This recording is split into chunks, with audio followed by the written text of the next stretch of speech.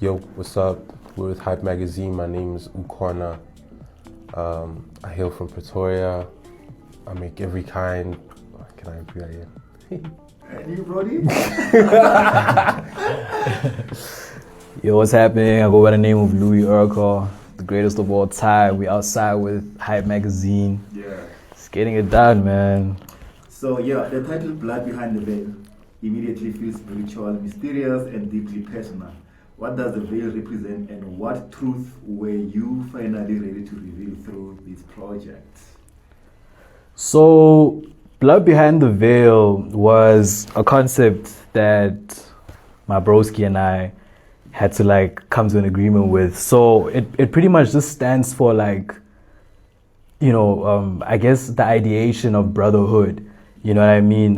When you really look at the title in translation, Blood Behind the Veil, it's basically like a brother behind, all the insecurities, and a brother behind all the, all these things that we cover up from the other people. Yeah. Just to bring us closer as brothers, you know what I mean? So the blood is pretty much, when you say oh, that's my brother, but he really feels like my blood brother. Yeah. So the project really in essence is more like brotherhood, the ideation of brotherhood and what it really means to us. Okay, you guys describe your relationship as brotherhood, like you said now, forged through pains, betrayal, and resilience.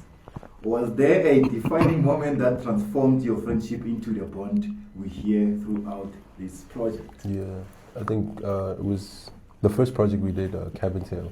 Okay. Really transformed the way our outlook on music, because for the first time I felt like we were making something that meant a lot to us more than we needed to put it out. We dropped Cabin Tail in 2021. 2021, yeah. December, late 2021. Yeah. So the time we used to make that project really brought us closer, because before that, me and Louis weren't really close. Yeah, and we were beefing. Yeah, I was beefing with him. I was beefing with him, Yeah. But he was gatekeeping the location from me. Yeah. And so I thought he was acting like a superstar or me or whatnot.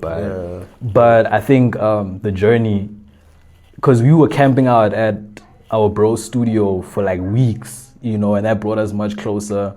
And even after that, we went through a lot together, getting kicked out of other people's houses, getting stranded together. It just brought us closer. I think that the Blood Behind the Veil is just I wouldn't say a sequel, but a continuation of the feeling that brought us together. Yes. Yeah. So how is the feedback from the masses overall? Because you dropped the project last year in October, ne? Yeah, October. Yeah. How was the feedback? That for me, that was the biggest alt project to come out in the country. That was that for me. I mean, we did really well, man. I mean, we're in top 20 on Apple Music, Spotify as well. And then we dropped the whole video, the Too Late video, which was top 10 in the country as well. That was one of the biggest videos on Apple Music, and we were the only South Africans in the alt category. Yeah. You know what I mean? So I think that for us was just yeah, but besides the accolades, I think in terms of the growth sonically, I think a lot of people have spoke about how they love Cabin Tail. It's a cult classic to a lot of people that were on Twitter and consciously online around that COVID era. Yeah. A lot of our music and our taste was being informed by the internet. So we just wanted to bring ourselves closer to the audience with this new refined and renowned sound, but also staying close to those roots that really brought us together. So yeah. Shout out. I love how you are breaking this down, man. It's important to have you guys to break these things out, because we as journalists, we break music on how we view it and how you sing. And when you guys sit down, you break it down the way you knew it is. So the production feels almost ceremonial, blending tribal rhythm with cinematic and ambient texture. What inspired that sonic direction, and how important was it that the production carried just as much emotion as lyrics? So when I started, I think this sound actually stems from when I dropped my first project, Burning Scriptures of the Hidden Valley, like the sound was very eerie. It was very tribal and dark, you know what I mean? And I think a lot of people like discovered me through that sound. And when I met Ukhona, there was a time where him and I like had this conversation that, yo, dude, we actually like need to like push the sound, you know what I mean, and start working on this thing that, you know, nobody's really doing right now. I mean, it's like a whole lot of Afro, like a whole, you know, dark Afro sound going on in the project. And I think for us, it's more important that we were like starting to like pioneer something that only we were doing together. You know what I mean? So yeah, man, I'm kind of like happy to see where the sound is going. Yeah. More grateful than anything, because it's like it's something that you kind of like start in your own house, and then you kind of like you bring it outside. You know, you bring it outside. But you know, the inspiration really does come from like my love for movies. You know, love for movies. You know, one of my favorite movies of all time, like Lion King. You know, there's a lot of like tribalistic sounds there. You know what I mean? Also inspired by like more biblical movies as well. You know, they have like this, you know, like this texture, you know, like the guitars and everything, the scoring. It's very cinematic, you know what I mean? So I do like want to bring that into my music, and I think we executed it properly in this project. Shout out, man. The vocals. Let me just speak to you, Ukhona. Your vocal performance is incredibly intimate, almost like diary entry. That's how I view it. Okay. Yeah. Were there any songs that were emotionally difficult to write or record because they forced you to revisit painful memories? You know what's hard to write? Bonfire is really hard to write, because like when you write a song, like songwriting is such a delicate process, because you're trying to find the medium between giving the beat justice and making sure that you're truthful in that. So like when it came to Bonfire, I had to balance between being poetic and being honest. And like it was scripture for me writing that, you know, like if Louis wasn't in the room, or if I hadn't sent Louis this and he said, no, this is not good and everything, like I wouldn't have went forward with it. But I'm glad he gave me the space to be honest in that, and he wasn't too critical of how it sounded and how the words were coming together.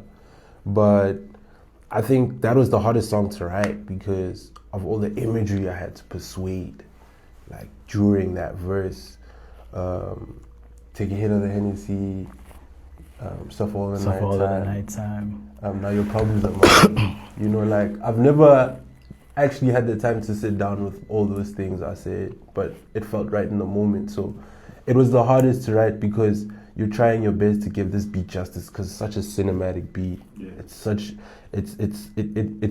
It literally feels like a bonfire. It really feels does. Like you're dancing around a fire. It really does. So like the element of like just being a part of that, making sure that I make an honest truth about this verse was just so hard. But he gave me the platform, it sounded dope, and we went with it. After completing the project, Blood Behind the Veil, obviously, do you feel it gave you any sense of closure, or did it leave with even more questions about yourselves?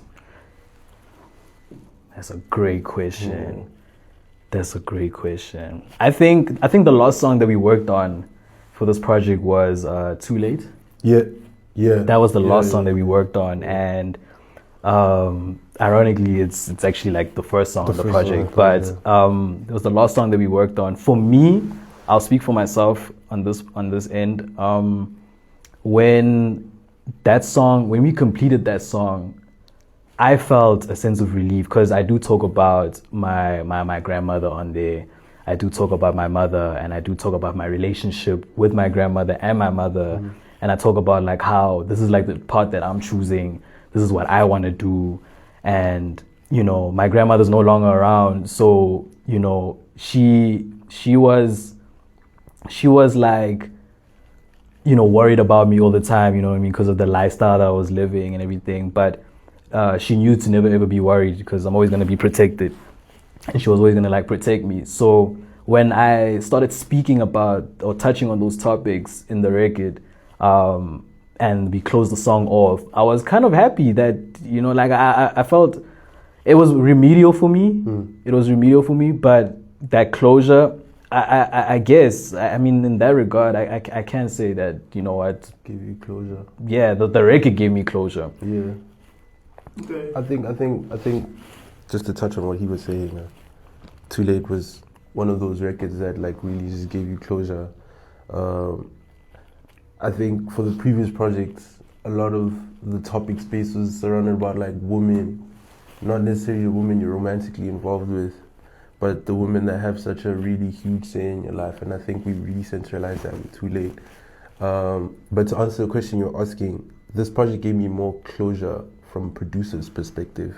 I've never had, previously I never had much confidence in my beats, you know, so coming to Lewi with ideas and like him taking them to the next level really gave me some form of,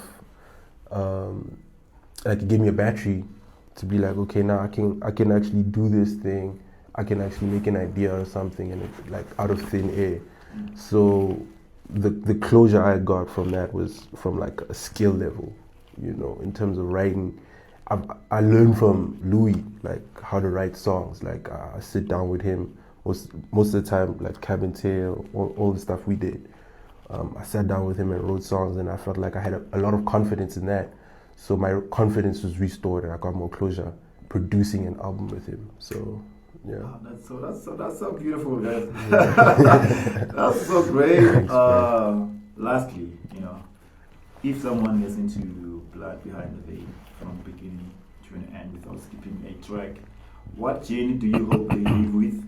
Is this album ultimately about pain, healing, brotherhood, or something even bigger than that? I think when if I were to advise somebody to go and, you know, take a step into our world, just from an outsider's perspective, I really just want them to walk into, I want them to be honest with themselves. You know what I mean? The song, the records on the project do touch on a lot of introspective stuff. You know what I mean? And I think as a songwriter, I think it's really important to understand that everything about this is spiritual. It's spiritual, and you have to take it as such. You can't walk into anybody's realm mindlessly. You know what I mean? You're gonna shoot yourself in the foot. So just walk into it honestly. Understand that understand the spiritual warfare that another person goes through, and try to like absorb it for yourself and really understand where that person was coming from. Yeah. And just enjoy the records, man. Just enjoy the records, man. Just enjoy. Social media handles? Lewi Ercoll, one name, one word on all social media platforms. Yeah, it's Ukhona with the 0, UKH, 0 NA. All platforms, Instagram, Twitter, everywhere. Probably by the time this comes out, I would have already had a new single out. It's called North Peak. That's right. Real hip hop, real culture, getting it done. Full. Tap in.